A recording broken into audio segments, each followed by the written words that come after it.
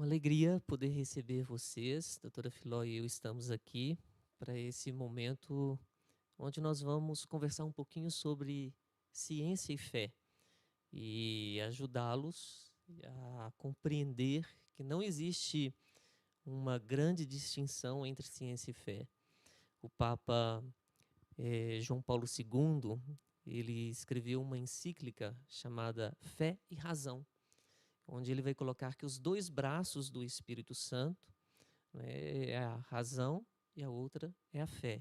Claro que chega num determinado momento, nós temos que pular para a dimensão da fé, mas uma não contradiz a outra, e nós vamos dizer o porquê.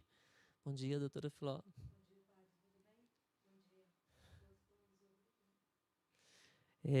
Quando um padre e médico, não é? Eu fiquei pensando na sua história quando você veio para estudar medicina e veio de uma dimensão de uma família que tem uma definição de fé muito grande. Houve, quando começou o estudo de medicina, algo que te incomodou em relação à sua fé e à ciência que você começou a estudar? As aulas de anatomia, primeira aula de anatomia, o professor puxou, a gente estava com os cadáveres todos, e eles estavam puxando tudo que cobria os cadáveres e falava assim, aonde está a alma? Isso um pouquinho, Filó. Gente, é ao vivo acontecem essas coisas. Vamos lá, você pode repetir? Na aula, primeira aula de anatomia, a gente chegou no salão da sala, era um salão grande, e todos os cadáveres deitados, que a gente ia começar a fazer as aulas de anatomia, que a gente ia fazer dissecção de cadáver. O professor puxou tudo que envolvia os cadáveres e falou, me responda, onde está a alma? Então, foi o primeiro grande choque, assim, né, porque todo mundo era, né, agnóstico, né? Então, eu lembro direitinho quando ele puxou isso tudo, né? Deve ter sido um choque muito grande, Foi né? um choque, né? E como que você Era trabalhou uma isso? menina, né? Era uma menina. Com 18 anos de 18 idade, você é uma anos? menina, ainda vindo do interior, naquela época, né? Bem, a gente... como é que trabalhava isso, né, padre? Porque a gente já tinha um caminho. É claro que Deus vai nos conduzindo, porque a faculdade de medicina ela te dá 2 diplomas, um de médico e outro de ateu. Porque, na verdade, na minha época, hoje ainda tem mais discussão, mas na minha época, a gente era formado para ser Deus. Eu nunca vi um tratamento de errado. Então, eu descobri a morte à medida que eu fui trabalhando, mas não existe, essa discussão nunca aconteceu na faculdade. Nunca aconteceu uma discussão que é diferente de hoje, que hoje os meninos têm aula de más notícias, hoje os meninos têm aula de quando as coisas não dão certo, quando a coisa não vai bem. Mas, na minha época, esse assunto não existiu. Nós nunca discutimos e se não der certo o tratamento? E se o paciente internar com uma doença, opera com uma coisa e apresenta uma sequela? Como é que você vai abordar isso com a família? Isso nunca existiu. Então, a gente tinha certeza que tudo dava certo. O médico era treinado para ser Deus. Né? Assim, tudo dá certo. Né? Porque quando você falava a questão, a primeira coisa do cadáver, né? Onde está a alma disso tudo? Isso. E as pessoas, elas pensam que o homem é apenas um ser biológico, né? Então, também, isso implica muitas discussões, né? Qual a finalidade da vida? Por que a gente existe? E se nós somos seres apenas biológicos ou se nós somos seres para além, né, desse. E isso também a gente enfrenta quando nós nos deparamos com pessoas que vão celebrar a missa de sétimo dia, porque diante da morte elas acham que acabou tudo, né? Porque apenas acha que a vida não é uma vida zoé, uma vida de eternidade, mas acha que é apenas uma vida biológica, né? Quando a ciência e a fé se separaram, que isso foi no século XVII, né? Ciência e a fé se separaram. A ciência ela tem um caminho que é dela, ela não precisa da fé. E a fé tem um caminho que é dela, que não precisa da ciência. O ser humano precisa das 2 asas, né? A gente que precisa das duas coisas e dá para caminhar com as duas coisas. Por que o ser humano levanta essas questões? Que essas grandes questões, qual é o sentido da vida, por quem eu vivo, quem eu sou, só aparecem em dois momentos. Ou quando eu tenho um diagnóstico, você está com uma doença grave que você não tem saída, então você está com câncer, descobriu que você está com câncer terminal, ou quando eu perco alguém que eu falo, não vivo sem essa pessoa. Aí essas questões se levantam. Então, hoje, quando a gente levanta essas questões com os estudantes de medicina, com os residentes, toda vez que eu discuto isso com os residentes, termina a aula, eles vão ligar para o pai, para a mãe, para o namorado, vão pedir desculpa de alguma coisa, porque choram na aula e pensam nisso, né? Mas ninguém levanta uma questão dessa, porque são questões assim, pesadas para serem discutidas e o mundo não discute isso. Morte não é assunto para ser discutido. Morte é um assunto para fazer o povo sair de perto. Doença grave é um assunto para o pessoal sair de perto. Não fica, né? E principalmente quando as pessoas se deparam com morte de crianças, né? Igual eu vivi na segunda-feira, pós-carnaval, né? A tristeza de ver aquela família, parecia que tudo tinha acabado diante da perda de um filho, né? Acabou tudo. Porque você nunca imagina que você vai enterrar seu filho, né? Ainda mais uma criança saudável, né? Que, na verdade, muda a ordem, que a gente acha que a ordem normal é pai enterrar filho. Quando é filho enterrar pai. Quando o pai enterra um filho, é destruidor, né? Destrói. Se a família não tiver uma sustentação, ela não dá conta de permanecer de pé. Porque o problema não é a hora, o problema é a sequência. Esse é o mais difícil. Porque é um dia de cada vez que você tem que se levantar e tomar coragem para caminhar. Porque tem que ter um propósito. Isso não é fácil, porque a gente, realmente, padre, a gente não discute de verdade para quem a gente se levanta, né? Quando eu pergunto para os pais lá no CT, eu falo, por que você se levanta cada manhã? Olha, doutor, nunca pensei nisso, não. Levanta para trabalhar. Eu falo, mas tem que ter uma razão a mais. Por quem você tem se gastado na vida? Porque como a gente não pensa nisso, a gente vai atropelando a vida entre levantar, correr, né? Pagar conta, boleto e bloquear o telefone de São Paulo. A vida tem que ter mais do que isso, né? Então, se a gente acha que a vida é só correr o dia inteiro, trabalhar, pagar boleto e bloquear o telefone de São Paulo, não é só isso. Mas a gente dificilmente você consegue fazer com que as pessoas pensem sobre um assunto tão difícil. Porque ele mexe, que ele vai mudar tudo que você caminha, né? É diferente. Eu achei super interessante se colocando, né, o professor abrindo e dizendo onde está a alma, né? Foi um choque. Um choque. E quando a gente fala de ciência e fé, a igreja sempre, desde os seus primórdios, se a gente pegar a própria filosofia grega, né? Claro que cada um tem o seu método de estudo, mas a igreja sempre disse que nós podemos encontrar pela ciência a fé. Sim. Até pelo modo natural com que todas as coisas foram feitas, né? Então, chega num determinado momento que a gente não consegue explicar mais aquilo que existe. Estávamos falando aqui antes da live sobre essa flor aqui, né? Eu brincava que foi pintada cada negocinho deste aqui para ela se tornar desta cor, né? Quer dizer, a gente contempla, vê que pela biologia vem, mas a gente chega num determinado momento, além da filosofia, como explicar tudo isso? Qual é a origem ou o sentido de tudo isso? Não? Nada de beleza e delicadeza, né? Tem que ter uma mão, né? Tem que ter o Criador por trás disso aqui, né? Tem que ter. É muita delicadeza, né? Por isso que nós falamos que pelo método natural, pela razão, nós conseguimos chegar a Deus, né? E quando a fé se torna um fideísmo, a pessoa já não crê mais na ciência, isso também é um mal, não é? Quando a pessoa ela só fica na dimensão da fé e esquece que a ciência pode ajudar. Ou, por exemplo, a medicina, com seus métodos, com tudo aquilo. Porque Deus deu a ciência, né? Deu os médicos para poder ajudar. E, através dos médicos, dos remédios, dos tratamentos, a cura também é feita, né? Quantas vezes é feito?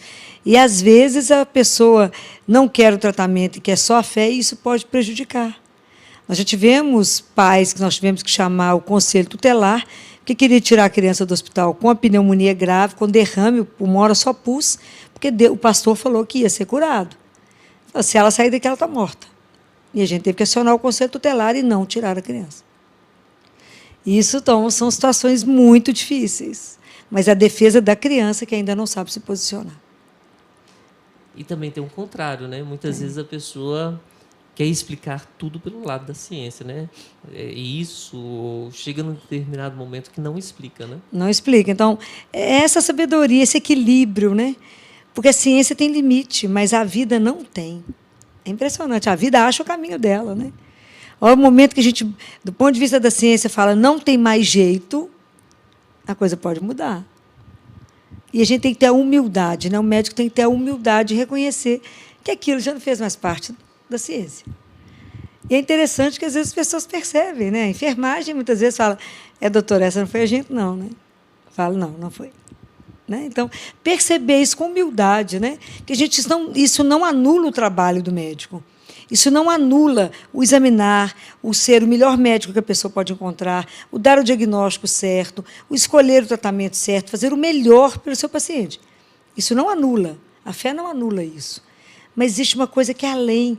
A alma, ela precisa de mais do que remédio, senão ela não se levanta. A alma precisa de música, a gente fala isso. A alma, ela precisa de uma razão para ela se levantar. Senão você pode dar o remédio que for, que ela não se levanta. Isso é muito sério. E isso é também muito bonito, não é? Porque chega num determinado momento, como a enfermeira colocou isso, e não foi a gente, não é? Medicina não é 100%, não é? Nada é 100%. 2 e 2 nunca é 4 dentro da medicina. Dá 1,5, dá 3, dá 5, mas não dá 4. Quem dera, você pega 10 meninos com a mesma doença, você dá o mesmo remédio, cada um responde de um jeito. Porque cada pessoa é única na sua forma de responder, na sua imunidade e na razão daquela doença. Por que o seu corpo adoeceu? Tem uma razão. O que quebrou em você esse equilíbrio? Por que o seu corpo está expressando muita coisa que está doente na alma? Quantos meninos que eu já vi em coma ser levantados por causa do amor, onde a ciência já não tinha mais o que fazer.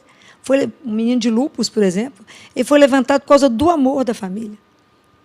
Então, existe uma razão, eu falava com os pais, não prometa aquilo que vocês não vão cumprir. Que eu creio que a única coisa que vai fazer esse menino sair do coma e levantar é o amor. Mas se vocês não acreditarem nisso, vai passar creme no menino. Nós compramos um pote de creme para a família passar no menino. O menino quase caiu da cama de tanto creme que passava nele. Porque não tinha o que conversar, ele estava em coma. E ele recuperou e saiu. Mas o que se escuta, né? A alma tem que ter uma razão. Então, se eu estou muito doente, por que eu vou levantar? Eu tenho que ser amado. O amor é uma força que é uma coisa louca. Porque eu sou amado, eu venço. Você tocou numa coisa interessantíssima, as doenças da alma, né? E elas refletem no físico. Sem porque dúvida, às vezes as pessoas não sabem que a doença da alma, ela reflete na nossa parte fisiológica, né? Eu não tenho dúvida, por exemplo, eu acho que a depressão é uma doença da alma que é tratada por psiquiatra. Por isso tão pouco sucesso. Então, é muito grave. Né? Então, agora, no Carnaval, os psiquiatras passaram muito aperto, porque a maior doença que existiu foi depressão grave com tentativa de autoextermínio. Então, o tanto que tiveram que medicar as pessoas para tirar do risco imediato de autoextermínio. Então, de onde está vindo essa aridez, essa falta de sentido que quer te levar a acabar com você mesmo? Isso é doença da alma.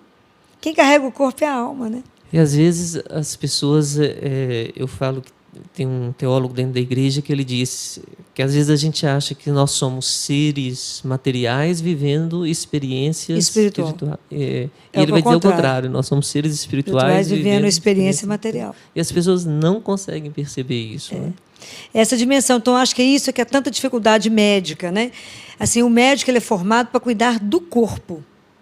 Então, a gente tem uma consciência do corpo. Você imagina, eu entrei na faculdade muito nova. Todo mundo entra na faculdade muito novo, sem ter muita consciência do que é ser médico. O que é cuidar do outro? Quem é o outro? Como é que eu cuido de alguém que eu não sei nem quem eu sou? Eu pergunto para as pessoas, quem é você? Ela te responde a profissão, não é isso que eu perguntei? Porque quem é você é uma pergunta muito forte. Quem é você? Se a gente não se conhece, como é que eu vou entender do outro? Né? Como é que eu preciso... A medicina ela é uma profissão da observação. O médico ele tem que ter uma capacidade de observar, de olhar, porque o corpo te diz aquilo que a boca não fala. É impressionante. Mas você tem que ser capaz de ler o que os olhos não estão tentando te dizer que você não está escutando. O ouvido tem que estar atento àquilo que não foi dito. Então, o médico tem que se colocar numa posição de escuta. Então, por isso que hoje quebra tanto, os pacientes eles ficam tão frustrados que o povo hoje, na produção, fica no computador, não olha para o doente, não tira a roupa do doente, não olha a pessoa, não toca naquilo que eu falo com os meninos. Você me dá licença que eu vou encostar em você? É sagrado, perdeu a dimensão do sagrado. Né? O que aquele corpo está brigando? Qual é a angústia daquele corpo? Por que uma criança hoje tem síndrome do pânico? Por que as crianças hoje têm crise de ansiedade? O que está acontecendo com a infância que está indo embora? O que nós estamos fazendo com esses meninos? Né? Então, é a capacidade de observação. Né? O médico ele tem que estar atento, ele tem que ler e perceber aquilo que as pessoas não estão dizendo para ele. Mas, se você não se colocar na posição de escuta, e eu falo, escutar não é... Você não escuta com o ouvido, você escuta com o seu coração. Você tem que ser capaz de ir além do que o paciente está falando. Senão você vai errar os diagnósticos. Aí, você falando tudo isso, eu fico pensando, né? Tudo também começa aqui, né? Porque, por exemplo, sim, quando a gente tem a parte gastrite, sim, esofagite, tudo, as partes, as terminações nervosas do intestino e tudo.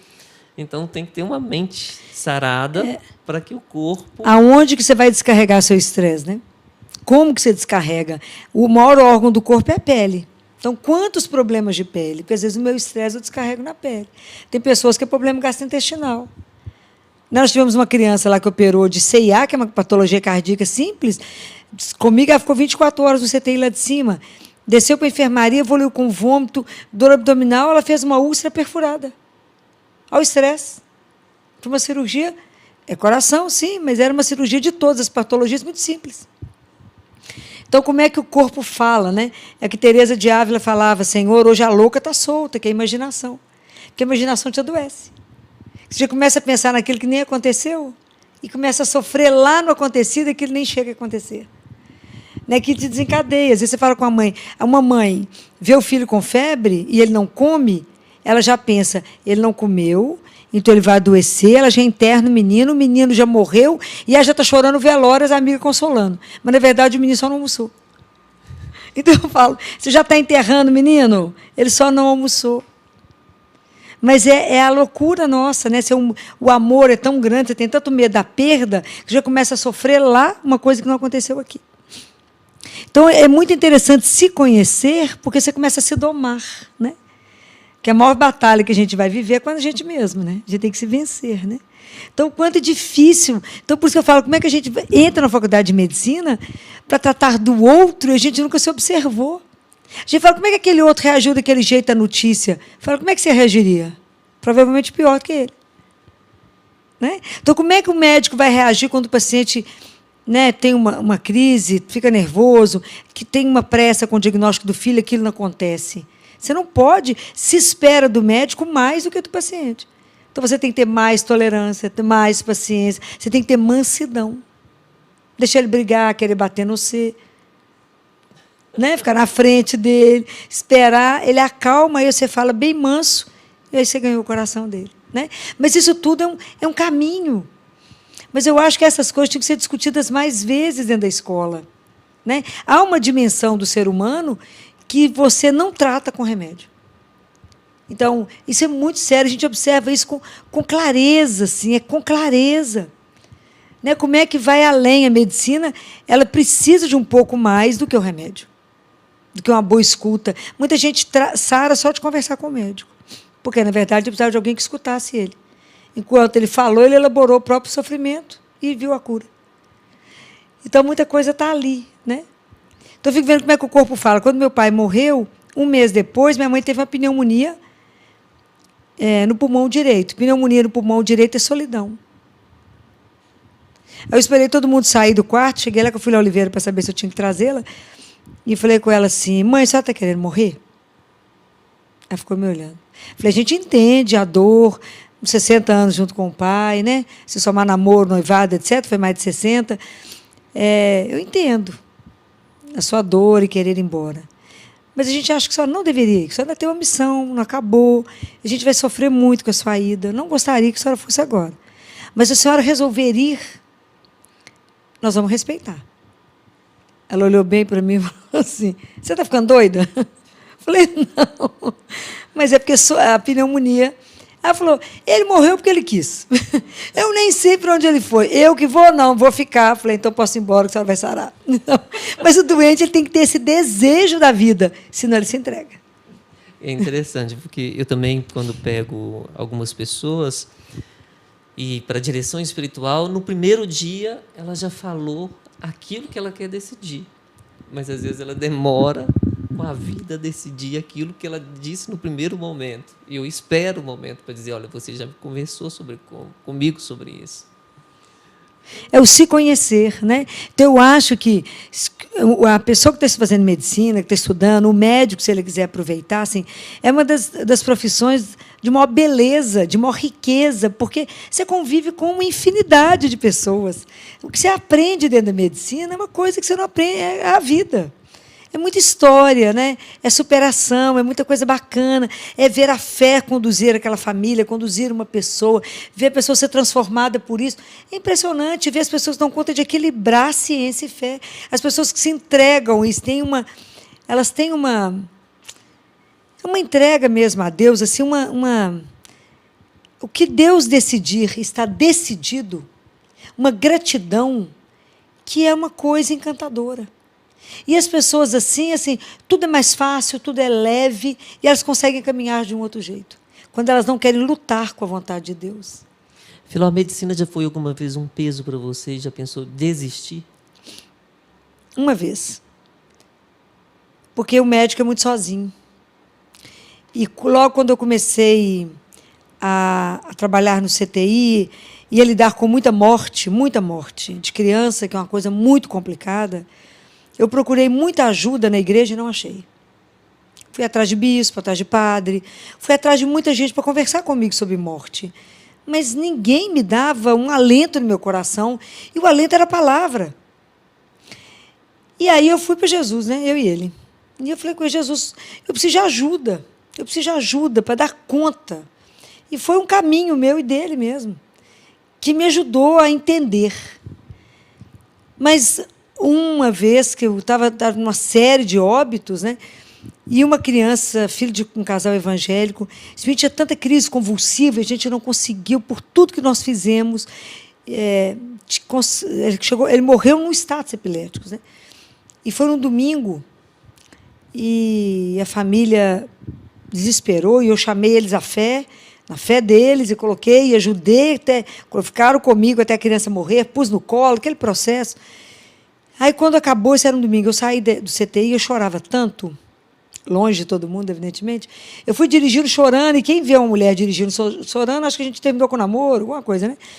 E eu vim chorando, cheguei em casa, morava eu e a Jaque, e eu não conseguia almoçar, eu só chorava. Não almocei, chorei o dia inteiro. E eu fui para a missa no Colégio Santo Antônio, que era do lado da minha casa, morava na Lagoas. E eu não conseguia levantar a cabeça, porque eu falei, gente, eu estou tão inchada, porque eu não conseguia parar de chorar. E a exaustão, né? E de ver tanto sofrimento, ver sofrimento demais não é fácil, né? E eu cheguei na igreja de cabeça baixa, peguei o folheto, não olhei o folheto, ajoelhei e falei com Jesus, hoje eu vim só fazer uma coisa na igreja, hoje eu vim te entregar a minha cruz. Eu vou colocar no altar o fato de eu ter decidido ser médica e ser pediatra, porque eu não escolhi isso em sã consciência.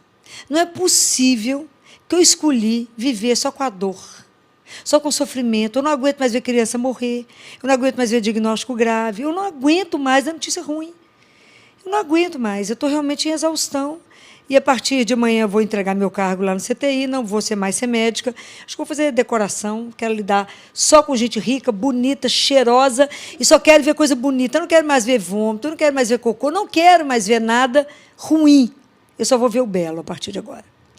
E então, chorava copiosamente. O povo cantou, o padre entrou, e eu ajoelhada. Quando eu peguei o folheto, que ele começou, tinha letras garrafais, o título era Basta-te a minha graça, porque é na sua fraqueza que manifesta o poder da minha força. Olha, Eu quase morri de vergonha, falei com ele, eu achei que eu estava andando sozinha, pode devolver a cruz, que eu continuo. Isso foi assim, a única vez que eu falei com ele que eu ia desistir, era porque realmente o médico ele não é cuidado. Não existe alguém que dê assistência ao médico. Né? Por isso que o risco é muito grande, o burnout, né? Então, porque o cuidador não é cuidado. tanto é que nós temos um número muito grande De suicídio. em meio Autoextermínio, médico, ou automedicação, né? Sim. É enorme no meio médico. Né? Então, para mim, dar conta do sofrimento, dar conta de tudo isso, eu falei com Jesus, eu falei, se eu não tiver Eucaristia diária, eu não sobrevivo. Porque eu preciso da sua força, da sua luz, para dar conta de dar força para aquele que está caído.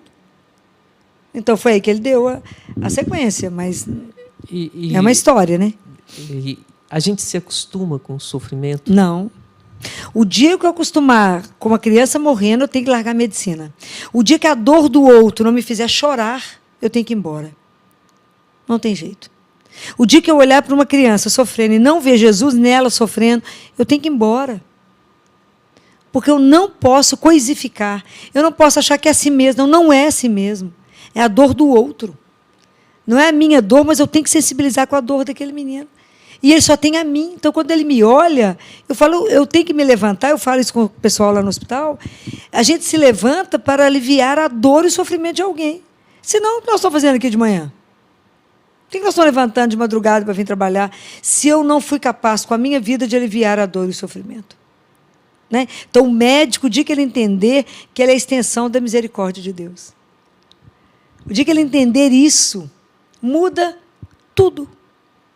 Eu custei, né? Porque isso é um caminho, né? Até que é muita vida, tem que ter uma vida de oração, até você conseguir perceber essas coisas, né? Até você deixar Deus falar, né? A gente é a extensão da misericórdia de Deus. Sem mim, nada. É nada. Eu tenho isso na minha vida, o dia inteiro. Filó, se você rezar, eu te dou o diagnóstico. Se você não rezar, você não vai saber. E é assim mesmo. E a pediatria entrou quando na sua vida? Desde sempre. Já... De neném. Minha mãe fala que eu, com 2 anos, eu falava, vou cuidar de neném. E o obstetra, né, porque na minha época não tinha pediatra na sala de parto, né, padre? O obstetra, ainda foi um obstetra que me pegou, falou com a minha mãe, quando eu acabei de nascer, ele falou com a minha mãe, acabou de nascer uma médica. Olha. Mas a família nunca me contou isso, que eles não queriam que eu... Ninguém queria que eu fosse médica, né? Eu fui médica porque eu tinha certeza que eu tinha que ser pediatra, não ia ser médica. Para fazer pediatria, eu tinha que passar pela medicina. Mas eu não poderia fazer outra coisa que não pediatria. Porque o pediatra é o único médico que forma o ser humano. O resto conserta. Os colegas querem me matar quando eu falo isso. Mas é verdade. Você pega aquela coisa pura e o que você colocar será. Nossa. O tipo de alimentação, todo o desenvolvimento da criança, da saúde física, mental, emocional, espiritual, é influência do pediatra. Porque a gente vai conversar com os pais e falar, como é que você vai formar a saúde emocional do seu filho? Pelo amor que você e seu esposo têm um com o outro. Então, lembrando de Nossa Senhora, quando achou Jesus no templo, que ela fala com Jesus, teu pai e eu estávamos aflitos. Ela falou, sou eu que estou morrendo de aflição. Teu pai e eu. Então, unidade do casal, né? Então, é tanta coisa que a gente vai ajudando as famílias a partir do momento que a gente vai descobrindo. Então, por isso que essa consciência de quem que eu sou um resultado, né, de um amor de Deus, eu fui sonhada por Ele. Eu falo com Ele, Jesus, me ajuda a ser pediatra segundo o seu coração. Né? Como é que o senhor sonhou para um pediatra? Me ajuda a ser pediatra segundo o seu coração. Me ajuda no meu caminho. Eu falo com Ele, o tempo está acabando, me ajuda. Então, entender isso, que a gente veio de Deus e volta para Ele, e que você tem que deixar uma história, um caminho, ajudar o outro. Né? Entender, passar pela vida, eu falo, nós temos que adoçar o sofrimento.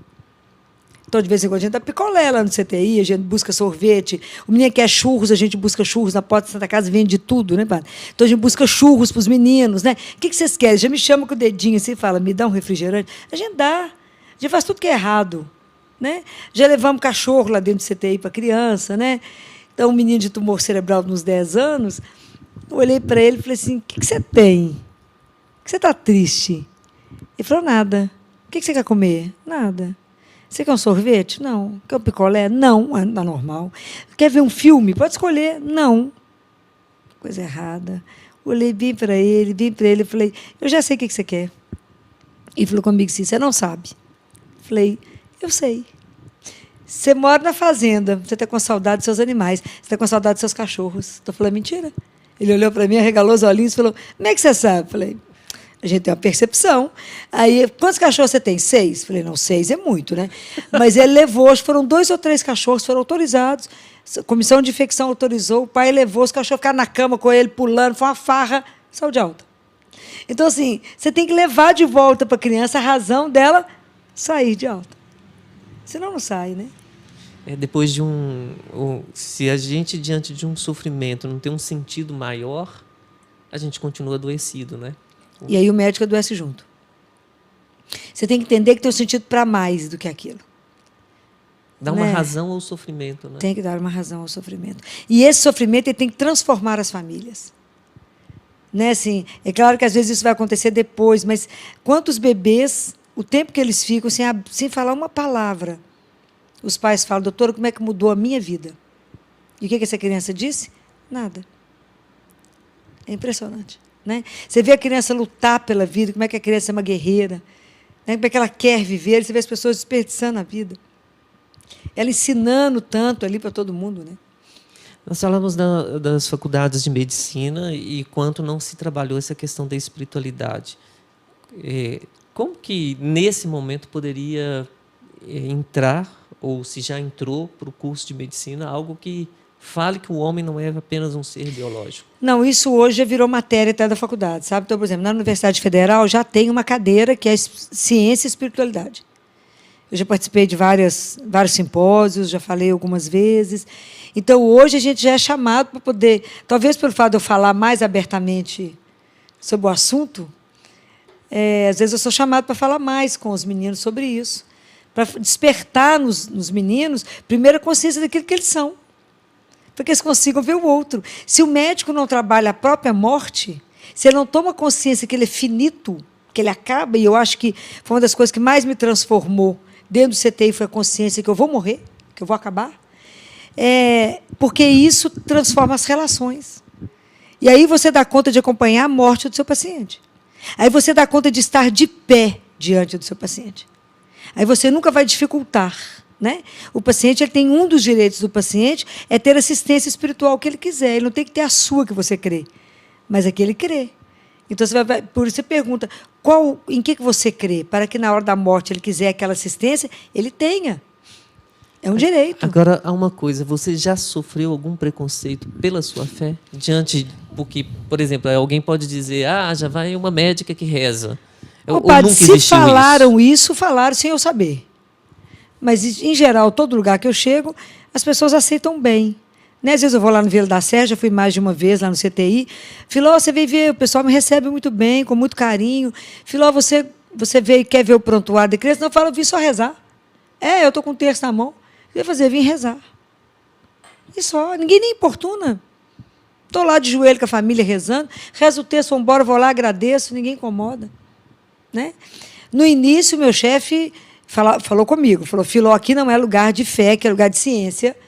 E no início ele brigava comigo de eu não fazer as coisas, batizar os meninos, fazer as coisas. Eu esperava ele sair e fazia tudo. Né? Hoje ele já sabe que eu fazia isso, né? Que ele continua lá como coordenador. Mas hoje ele já pergunta para os residentes, vocês já passaram no estágio do batismo com a Filó? Porque ele sabe que eu não deixo morrer nenhum menino pagão, batizo os meninos. Então, e que os residentes já aprenderam. Né? Então, eu falo com eles, se nós não somos capazes de salvar o corpo, salve a alma dessa criança. Dê a ela o direito de ir para o céu. Não, o maior presente que nós podemos dar a alguém é o direito de voltar para casa.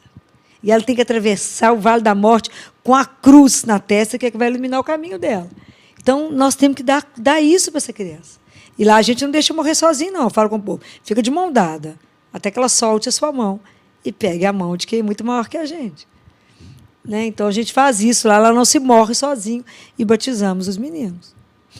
Olha, isso é interessante, porque às vezes quando a gente fala de fé, né, e fala que a gente crê, às vezes as pessoas que não creem ficam incomodadas com a gente, né? Na verdade, eu nunca nem fiquei muito preocupado se as pessoas iam criticar ou não. Assim, isso para mim é uma verdade. Deus é uma coisa tão séria na minha vida, assim, ele é tão real.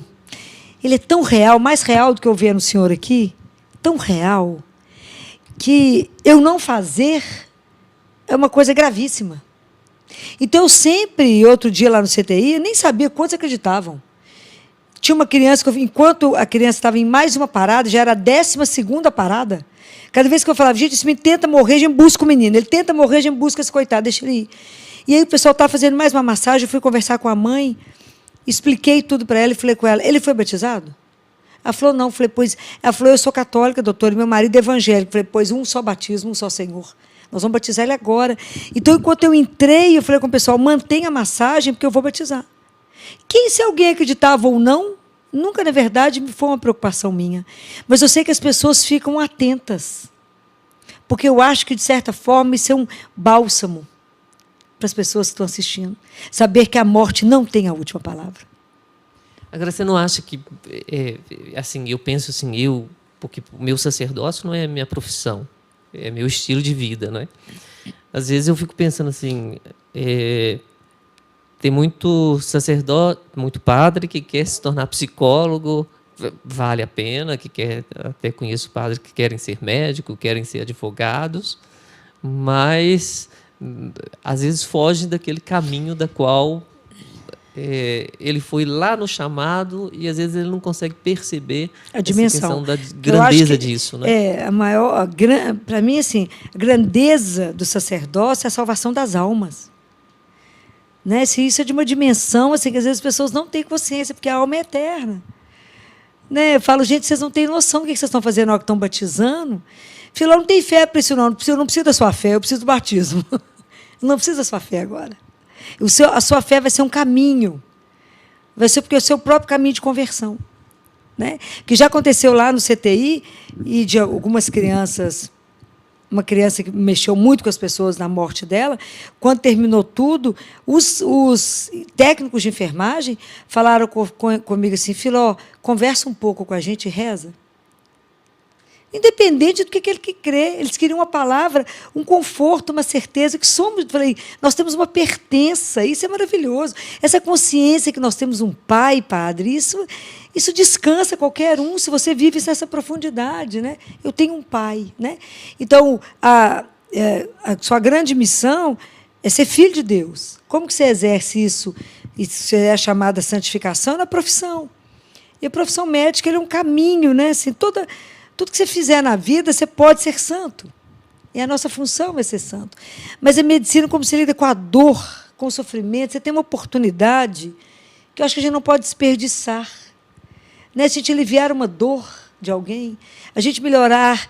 Ali você não pode... Muda o conforto, diminui a luz, uma cama mais confortável, você faz alguma outra coisa que... Né, você traz alguém que a pessoa quer, você adoça uma boca, fala, vamos chupar um picolé, se a boca está toda ferida, vamos chupar um picolé, a vida tem outro gosto. Existe outra coisa na vida, além disso que nós estamos vendo. Né? Se colocar junto do outro, na dor do outro. Né? Muitas vezes a gente fala, se eu estivesse lá perto de Jesus, eu ia... cuidar do sofrimento dele, das chagas dele. Não, tem muito ferido aí precisando de cuidado. Né? Então, existe uma dimensão. Por que você faz isso? Por causa de Jesus. Por que você está aqui na Santa Casa até hoje? Porque eu sou a ponte dele. Por quê? Eu trago os pobres para cá.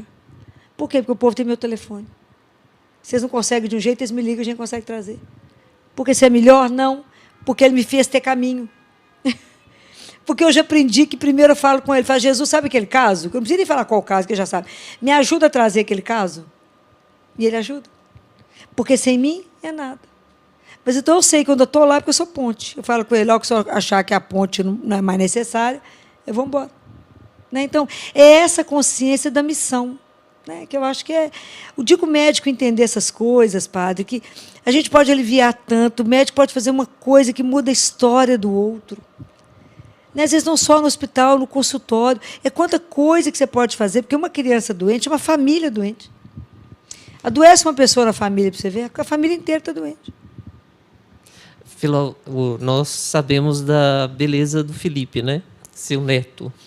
Você já aliviou com o Felipe, porque quando você atende uma criança, você coloca o que dá para comer, aquilo que você falava do pediatra, né? O pediatra prepara o caminho e os médicos às vezes nem aceitam Digo, como é que eles vão envelhecer? Eu falo, a pediatra é o único geriatra.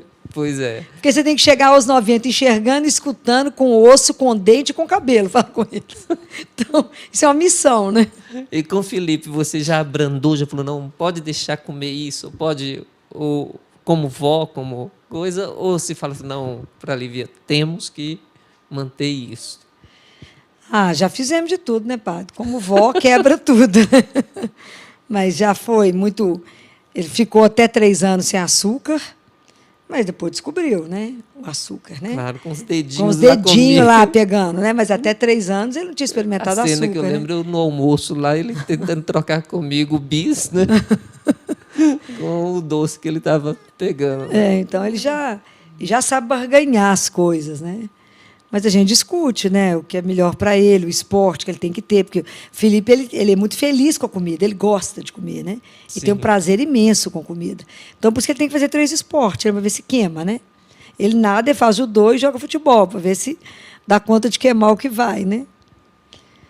Mas que fica, né? Está lá aprendendo. Ontem ele foi com um terço pendurado no pescoço para a escola. Para a escola. Vovó, vou pegar um terço. Esse cabe no meu pescoço. Foi com um terço pendurado no pescoço. Não sei o que ele queria com o terço, não, mas foi embora com o terço. Mas é um caminho, padre. Assim, é o caminho da vida, né? Que eu acho que o médico ele consegue, apesar do sofrimento, da dor, trazer uma beleza. Eu falo com o pessoal. O paciente que interna, ele veio buscar a cura. E a única coisa que o paciente quer é a cura. Ele não está interessado em mais nada. Então, ele não está interessado com a sua vida, ele não precisa saber quanto que você ganha, ele não tem que saber se você está feliz ou não. Você veio trabalhar. Faça o seu melhor.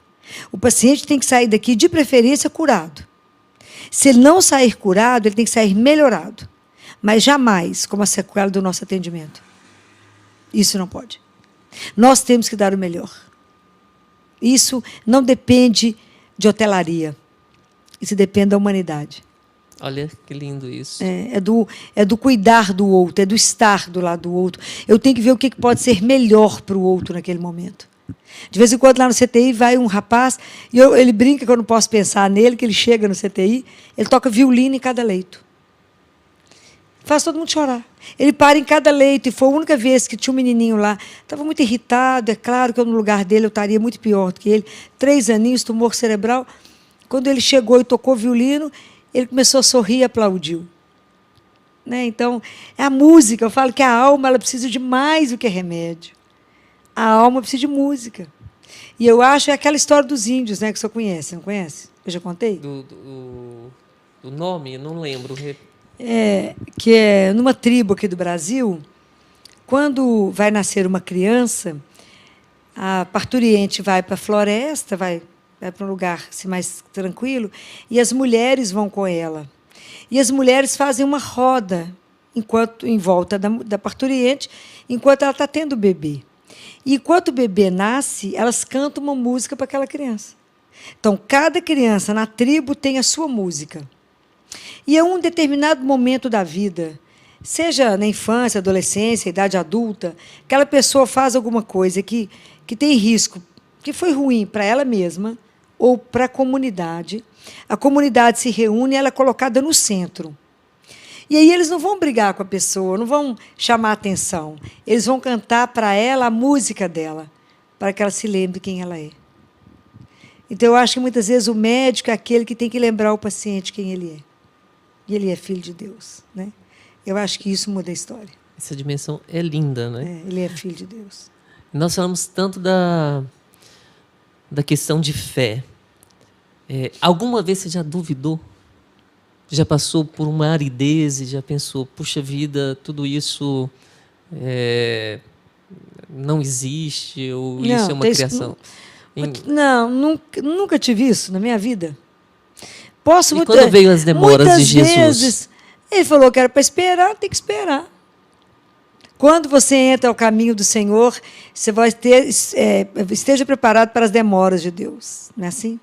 Você tem um desejo no seu coração, entrega no coração do Senhor e deixa Ele. Ele tem o tempo dele. Claro que isso tudo é um aprendizado, né, padre?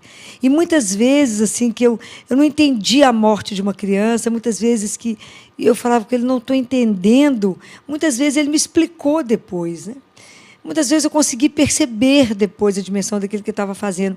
E hoje, assim, a minha caminhada com ele foi de uma forma que hoje, até quando Deus tira, eu sei que Ele tirou por amor.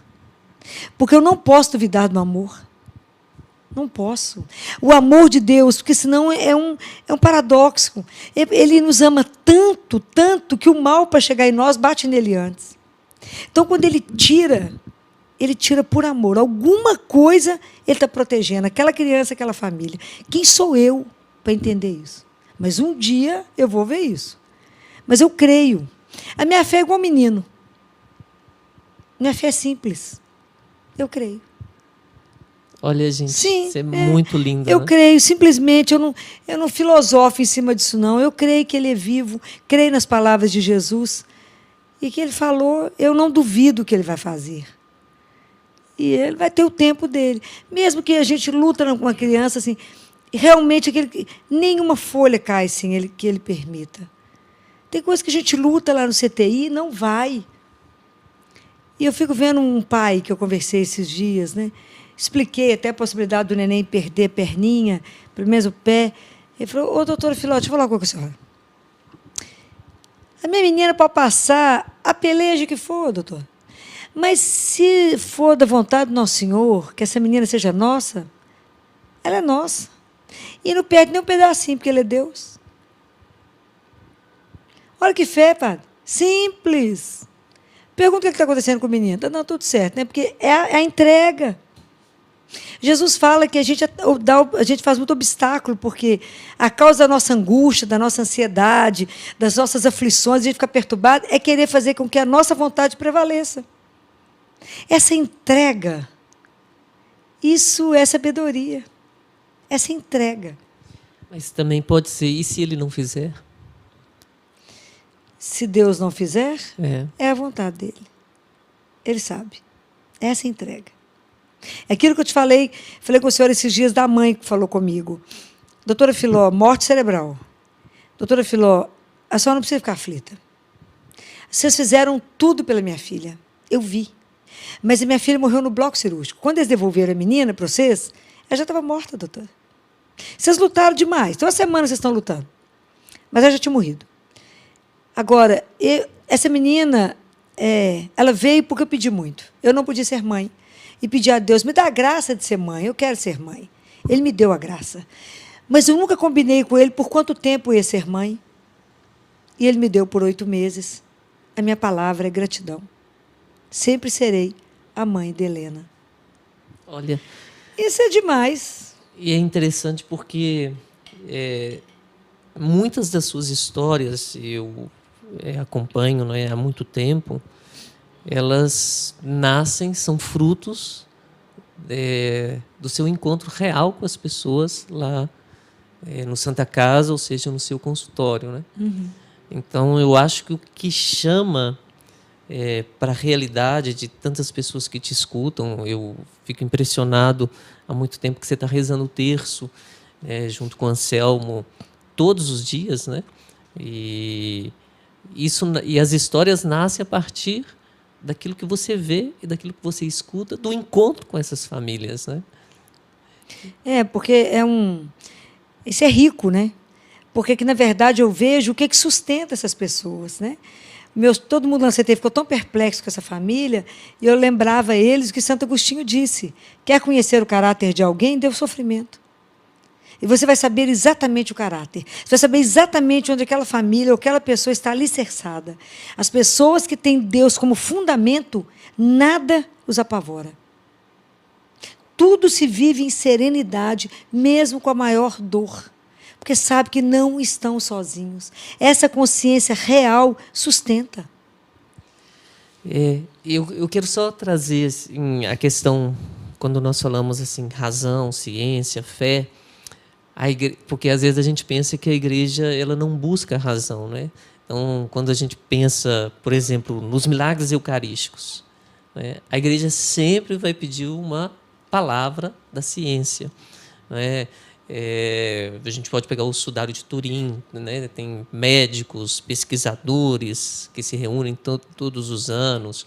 Ou a questão, por exemplo, De quando Guadalupe também, né? Nossa Senhora de Guadalupe, quando tenha uma intervenção, né? Através da oração de alguém, Intercessão de um de um santo, né? Que santo, a teve uma igreja cura. sempre vai pedir, olha, aquilo ali, como a medicina explicaria aquilo, e se chegou num determinado momento, a gente diz, não, todos os caminhos foram esgotados e aquilo foi uma intervenção sobrenatural de Deus, né? Porque a vida é um dom, né?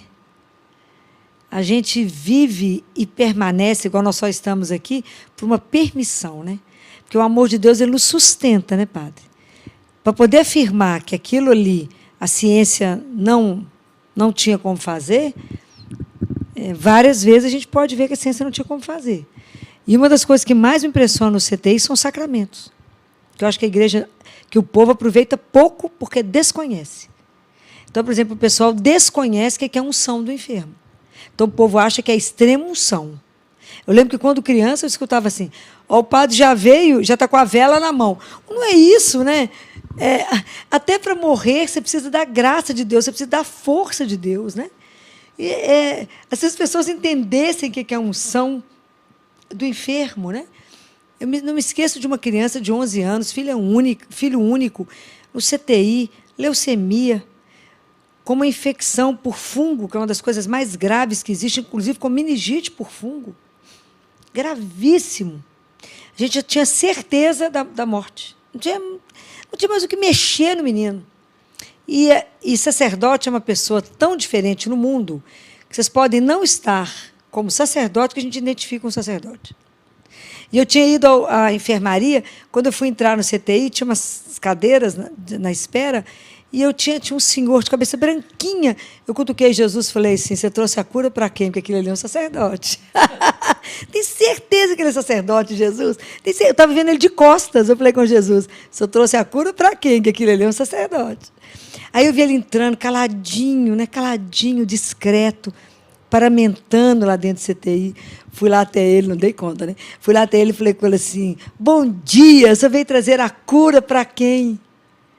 E ele, acho que ele não acreditava. Ele balançava a cabeça, falava assim, como que pode? Eu batizei esse menino. Falei, hoje só veio trazer a cura para ele. Ia fazer assim para mim com a cabecinha, né? Falei, é claro, é unção do enfermo, isso pode levantar esse menino. Deve ter pensado, essa mulher é muito entusiasmada. Mas... E o menino estava gravíssimo, né? Claro. E ele ficou lá, ele rezou, ele fez a unção. E esse menino foi recuperando. Teve que fazer traqueostomia para poder sair do CTI, sair de ventilação. Saiu ainda lá do CTI para recuperação. Passados uns dias, eu fui chamada na enfermaria que um pai estava me chamando. Quando eu cheguei lá, tinha um menino pulando atrás de mim. O pai dele falou comigo, doutor, a senhora está reconhecendo, não? Quem? Esse é aquele menino. Falei, aquele menino que o padre veio? É aquele, doutor. Então, a gente vê coisas assim que... E, às vezes, as pessoas não prestam atenção nisso, né? O batismo do sacerdote, né? O batismo, a unção. Então, as pessoas... Qual é a história de padre no CTI? A história mudar não é uma nem duas. Olha, mas as pessoas precisam acreditar nisso, né? Eu acho que a gente creio, né? Conseguiu conversar. Acho que conversamos 1 hora aqui, Filó. Acho que não deu 1 hora, não. Deu, acho que faltam 5 minutos. Meio-dia 12h40. Acho que nós entramos 11h45, porque eu tinha problema com a internet. Foi, não? Olha, então... Gente, é que ela quer conversar mais, viu? Não, eu só estou falando que eu acho que não deu 1 hora redonda. Quase 1 hora. Quase 1 hora. A gente está aqui, olha, as pessoas não conseguem ver todo o cenário aqui, mas também não é só cenário, nós temos um altar que fica numa sala aqui, na nossa sala, que tem a imagem tem um Sagrado Coração de Jesus. Não sei se o pessoal consegue pegar esse retábulo, né, desse altar, que é tão bonito. E pode afastar um pouquinho, se tiver jeito. Em cima tem o nome de Maria, né? O Ave Maria, né? O A no meio, Ave Maria. E embaixo pode descer um pouquinho, se tiver jeito, né? Eu estava aqui fazendo essa live o tempo inteiro e pensando no Sagrado Coração de Jesus, que a gente tem muita fé nesse Sagrado Coração de Jesus. Quinta-feira teremos a consagração das famílias ao Sagrado Coração de Jesus, né? E eu acho que eu pensei em tudo que a gente conversou, e nós falamos isso tudo porque existe um Deus que tem um coração humano, que bateu, né, 100% homem, que viveu 100% as nossas dores, que descobriu o que é a dor humana, experimentou tudo isso. A devoção ao Sagrado Coração de Jesus é a devoção à humanidade de Cristo, né? Como Salvador, né? E, ao mesmo tempo, a gente se colocar nesse dia, quando nós falamos de tudo da nossa vida, dentro desse coração, né? É o melhor refúgio que existe, né? Eu fiquei pensando esses dias, que eu estou relendo o livro de Faustina, né? Santa Faustina, e Jesus fala com ela... Qual deles? O diário? Diário. O diário está aqui, ó. Ele falou com ela... Eu coloquei esses 2 livros que você fala tanto. Mas eu gosto muito. Como os primeiros aqui, ó. Jesus fala, não existe céu sem sofrimento. Então, o sofrimento é um mistério? É um mistério. Mas a força que emana, se a gente tem um outro olhar, é brincadeira não, né? Eu acho que, para mim, que estou no hospital há tanto tempo, ele vai me lapidando, né? Porque, claro, que cada história é única. Cada família vivendo aquilo de um jeito, né? Não é fácil. A gente está ali junto para ajudar a família a viver tudo isso, a estar de pé diante da dor, né? A passar por isso, tendo consciência de que Deus não está castigando, né? Que não é um castigo, mas que a gente pode aproveitar, né? Está na luta pela cura, mas se ela não existir da forma como a gente está imaginando, Deus tem um propósito para todas as coisas, né? Essa confiança incondicional, né? Ajudar as pessoas a confiarem em Deus assim, incondicionalmente, né? Independente, que é o que eu falo com os pais quando a gente vai rezar. O que a gente quer, o Senhor já sabe. Mas vamos pedir a Ele que nos ajude a entregar a vontade dEle, que pode não ser a nossa. Bom, Filó, nós estamos fazendo isso no sábado, depois de cinzas, estamos vivendo a quaresma, né? Eu estou vivendo cada dia, eu tento colocar uma prática interna e uma prática externa, né? A quaresma muda em alguma coisa no ritmo da sua vida? O padre, muda um pouco, porque o objetivo é rezar mais, né? Eu tenho falado com Jesus. Como é que o senhor vai me ajudar a rezar mais? Porque tudo eu dependo dele, porque meu tempo é muito corrido, mas ele já falou comigo, já falou no livro Ensino e Ezo, que ele é o dono do tempo e que ele faz as coisas virarem o tempo que ele quiser, em 24 horas. Ele fala ali. Então, entrega para mim que eu faço acontecer. Ele fala isso, né? É isso.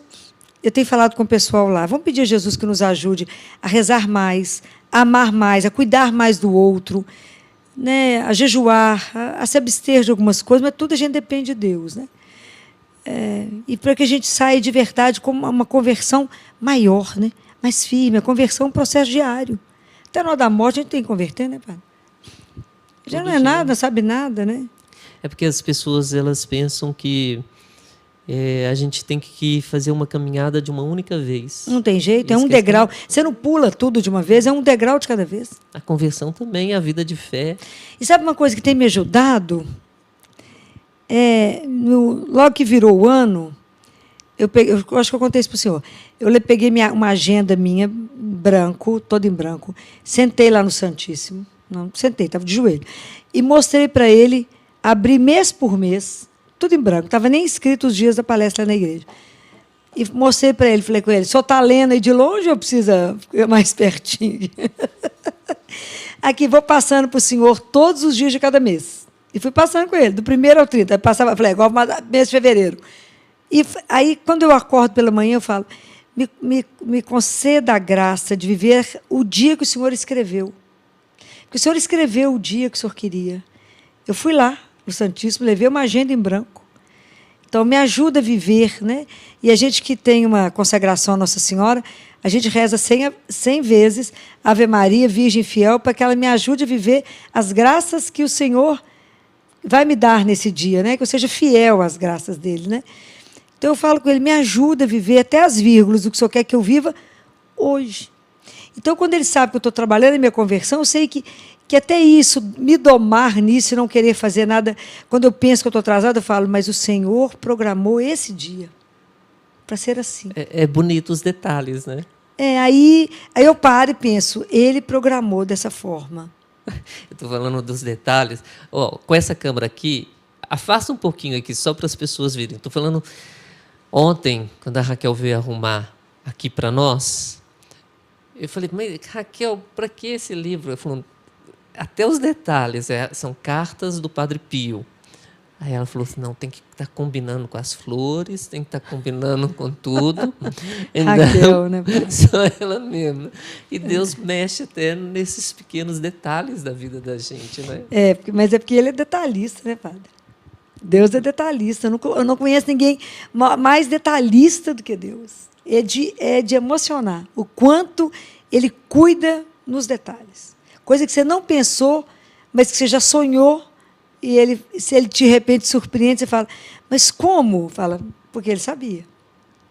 Né? É de emocionar. Né? Gente, eu acho que foi muito bom, foi excelente, né, esse momento em que conversamos, e eu acho que deu para a gente poder viver. Agora foi 1 hora. Agora foi, agora acabou. Agora acabou. Deus abençoe vocês. Vamos fazer uma pequena oração para as pessoas, né? Colocando, hoje é o sábado, colocando-as debaixo daquela que sabe esperar todas as coisas, né? Uma esperança esperançosa, que é a esperança da Santíssima Virgem Maria, né? Essa imagem é de Nossa Senhora do Sorriso, que Santa Teresinha estava num momento de depressão, né? Na cama, havia perdido familiares, ela ficou muito tempo na cama e ela viu Nossa Senhora sorrindo para ela. Nossa Senhora sorriu para mim. E quantas pessoas hoje estão procurando um sorriso, né? E